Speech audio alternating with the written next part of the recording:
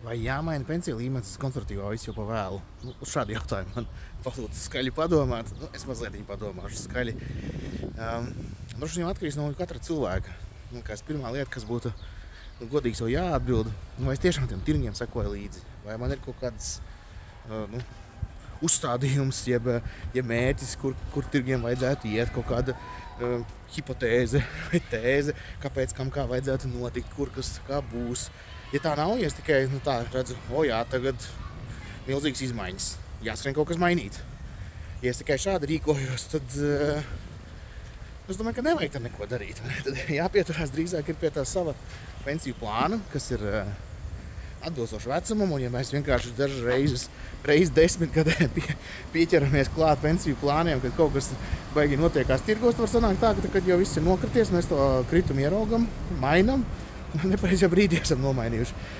Es nesaku, ka tagad ir pareizais vai nepareizais brīdis. Es domāju, tā mainīšanām atkarībā no tirgus apstākļiem vajadzētu, nevis vajadzētu, varētu aizrauties tikai tādā gadījumā, ja mēs aktīvi tam visam sekojam līdzi. Labi, pieņemsim, ka tagad nomainām tā konservatīva. Kad iesim atpakaļ? Kam ir jānotiek? Pieņemsim. Tas konkrēts līmenis, labi, mēs nevaram zināt konkrēts līmenis, labi, konkrētu līmeni nezinām. Kādiem rādītājiem ir jāizpildās, vai kaut kādi tehniskie faktori, tehniskā analīze, piemēram, kas grafikā būs citādāks, vai kādiem tur apdures punktiem, vai vēl kaut kam ir jānotiek.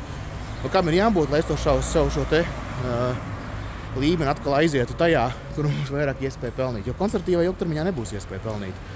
Līdz ar to tā atbilde notika vienkārši, un nevienam nevar neko konkrēti, protams, ieteikt. Katram pašam ir jāizdomā savs piegājiens. Es tikai varu padalīties to, ko es pats izdarīju.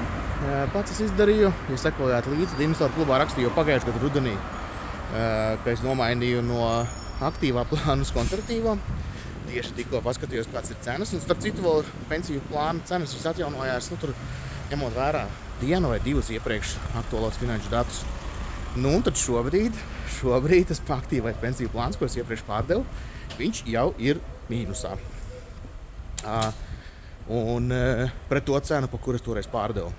Un obligāciju plāns nav plusā, viņš arī nav mīnusā, bet apmēram turpatās vien ir, bet tas jau ir mīnusā. Varētu teikt, bet viņš ļoti maziņā, 3%, bet šodien arī tirgos turpinās kritums, varētu būt, ka nākamdēļ būs jau pavisam citādāks rezultāts. Tā kā es pats to izdarīju, bet es tiem tirgiem sekoju līdzi. Un man nav arī konkrēts līmenis, kad es būšu gatavs mainīt atpakaļ, bet man ir skaidrs, ka ne tagad. Tā kā rezumējot, ja sekojam līdz tirgiem, skatāmies paši no savām vajadzībām, vēlmēm, iespējām. Ja tikai tādiem virsrakstiem sekojam līdzi kādiem lieliem notikumiem, tad labāk vienkārši koncentrējamies, lai ir ienākumi, lai ir līdzekļi, ko ieguldīt, lai ir drošības cilvēki, ar ko pārvarēt grūtus laikus. Kaut kā tā, skaļās pārdomas.